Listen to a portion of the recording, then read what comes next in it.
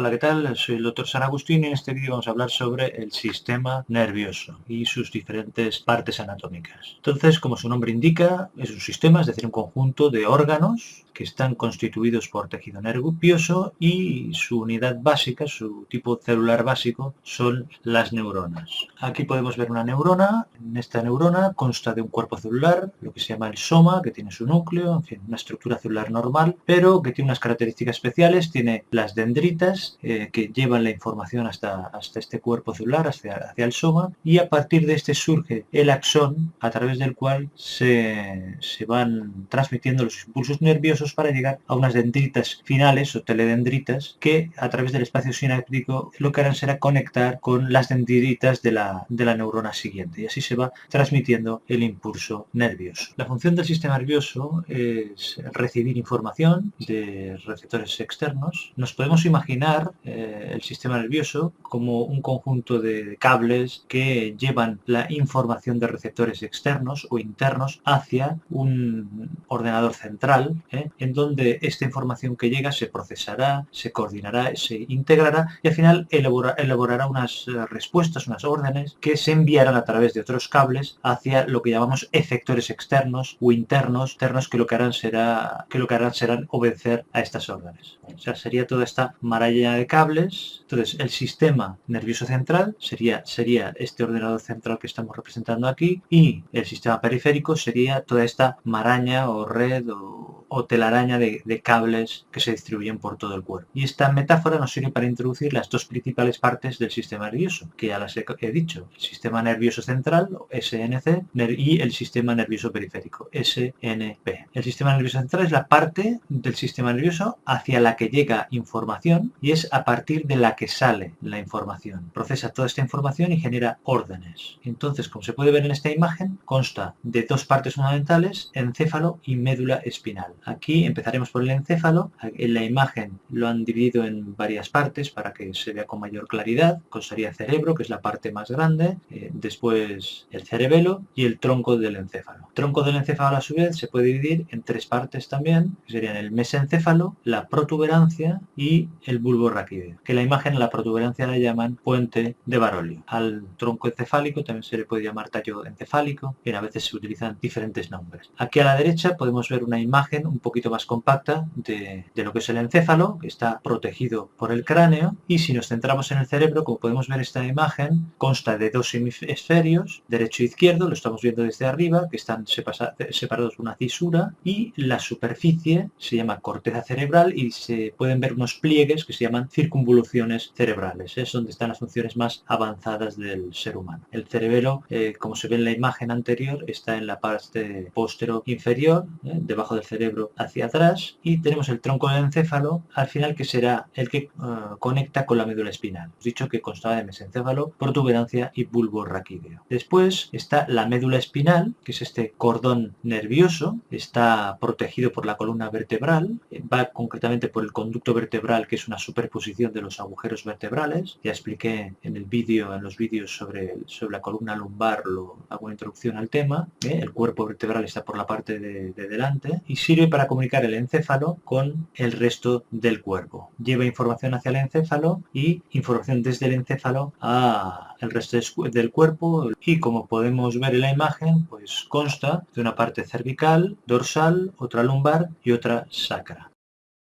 Y tenemos el sistema nervioso periférico. Es el que conecta el sistema nervioso central con las diferentes partes del cuerpo, con los diferentes órganos del cuerpo. El sistema nervioso periférico es el que lleva la información hacia el sistema nervioso central y es a través del cual salen las órdenes desde el sistema nervioso central a la periferia. Como su mismo nombre indica, pues va hacia la periferia, es decir, hacia las zonas distales del organismo. Cuando hablamos de distal, queremos decir que se aleja, que está distante de la parte central del cuerpo, y proximal es que está próximo al centro del cuerpo. Por eso decimos que el sistema nervioso central es proximal y el periférico es distal. Entonces, las estructuras fundamentales del sistema nervioso periférico son dos: los nervios y los ganglios nerviosos. Los ganglios. ¿Qué son los nervios? Son unas estructuras alargadas que llevan los axones de las neuronas y se van distribuyendo por todo el cuerpo. Y los ganglios son acúmulos de somas de las neuronas, de cuerpos neuronales. En la imagen podemos ver una representación representación de este sistema nervioso periférico, una representación sencilla, concretamente del que sale de la médula espinal. En la parte superior habría una parte del sistema nervioso periférico que sale del encéfalo. En realidad, de la parte superior, desde el encéfalo, salen 12 pares de nervios craneales, los conocidos como los 12 pares craneales, porque salen fuera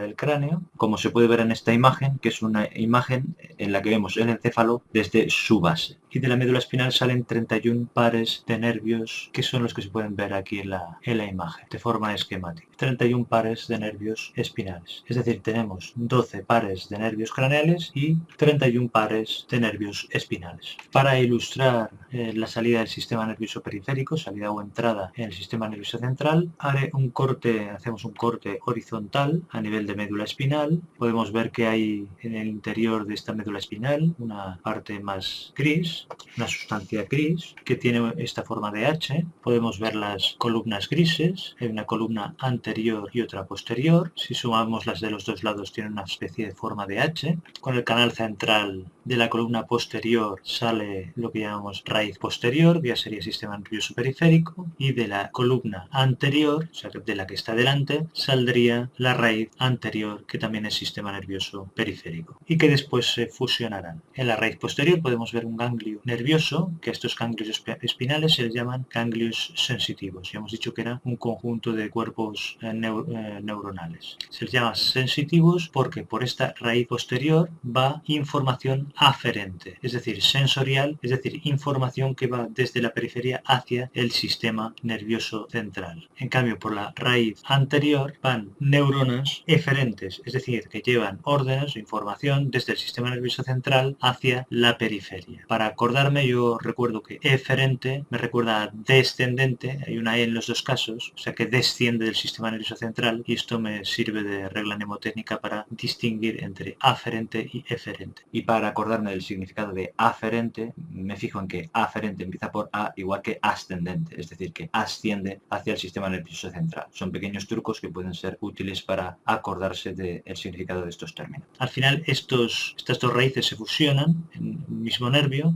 que será un nervio mixto que llevará neuronas tanto aferentes como eferentes. Es decir, información que va hacia el sistema nervioso central, aferente, o que sale del sistema nervioso central, eferente. Entonces, en cuanto a ganglios nerviosos del sistema nervioso periférico, tenemos estos que hemos comentado, los ganglios de las raíces dorsales, aferentes o sensitivos, que tienen estos cuerpos celulares de las neuronas, que son de tipo aferente, como hemos dicho antes, que llevan la información hacia el sistema nervioso central. Además tenemos también los ganglios vegetativos u autonómicos, que tienen también cuerpos celulares de nervios del sistema nervioso autónomo, que después explicaré. Y por último también los ganglios de nervios craneales, que son los 12 pares que ya hemos comentado antes. Hasta aquí estos conceptos anatómicos. Hay también otro concepto que me interesa repasar, que es el de sustancia gris y sustancia blanca. ¿Qué es la sustancia gris? Pues es el acúmulo de cuerpos neuronales en el sistema nervioso central. ¿Y sustancia blanca qué es? Pues son el acúmulo de axones y de dendritas. ¿Y dónde se localizan esta sustancia blanca y sustancia gris? Pues esta sustancia gris es periférica a nivel del cerebro, en cambio a nivel del tronco del encéfalo y de la médula espinal es central, como podíamos ver en la imagen anterior de la sección horizontal por la que he ilustrado el origen de los nervios espinales. En cambio, la localización de la sustancia blanca en el sistema nervioso central es al revés. Es central en el cerebro y es periférica en el tronco del encéfalo y en la médula. En cambio, el sistema nervioso periférico, ya lo he comentado antes, que el acúmulo de cuerpos neuronales son los ganglios, en cambio, el acúmulo de axones y de dendritas sería lo que forman los nervios. Hasta aquí hemos hablado de las divisiones del sistema nervioso desde el punto de vista anatómico. Ahora me gustaría comentar rápidamente cómo se divide el sistema nervioso desde el punto de vista funcional. Lo podemos dividir en sistema nervioso somático y en sistema nervioso autónomo o vegetativo. Ambos tienen vías aferentes y eferentes, es decir, vías que van al sistema nervioso central y que salen del sistema nervioso central, como ya habíamos explicado antes. Y también ambos tienen tienen presencia en el sistema nervioso central y en el sistema nervioso periférico. Es decir, no son parte del sistema nervioso periférico como en algunos sitios se puede leer o ver. Hay que pensar que la división en sistema nervioso central y periférico es una división que hacemos desde un punto de vista anatómico. En cambio, la división entre sistema nervioso somático y sistema nervioso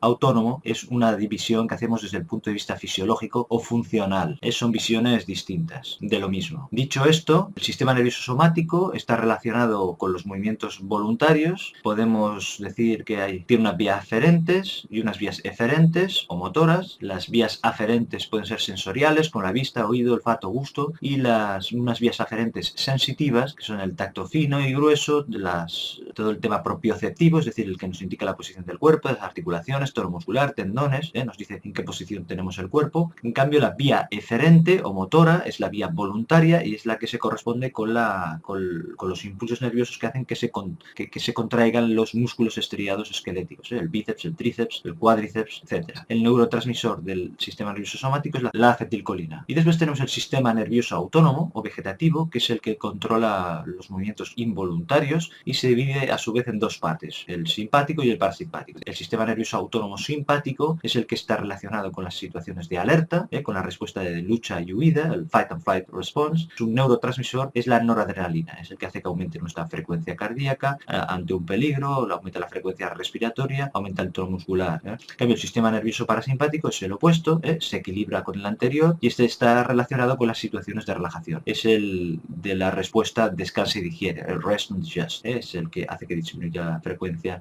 cardíaca, la frecuencia respiratoria, relajación muscular y el que hace que aumente la digestión. Y su neurotransmisor principal es la acetilcolina, curiosamente igual que el sistema nervioso somático. Y para finalizar, remarcar que todas estas divisiones y distinciones que hacemos son clasificaciones que usamos los seres humanos para podernos entender y comunicar, pero en realidad la realidad es mucho más compleja, y en la vida real todas estas divisiones y funciones se solapan entre sí. No solo estas de las que hemos hablado, del sistema nervioso, sino también con el sistema endocrino, el digestivo, etc. Entonces, este vídeo ha sido una introducción al sistema nervioso, pero espero que haya sido útil y que te haya gustado. Recuerda hacer clic en me gusta, compartir y suscribirte al canal si no lo has hecho ya. Muchas gracias.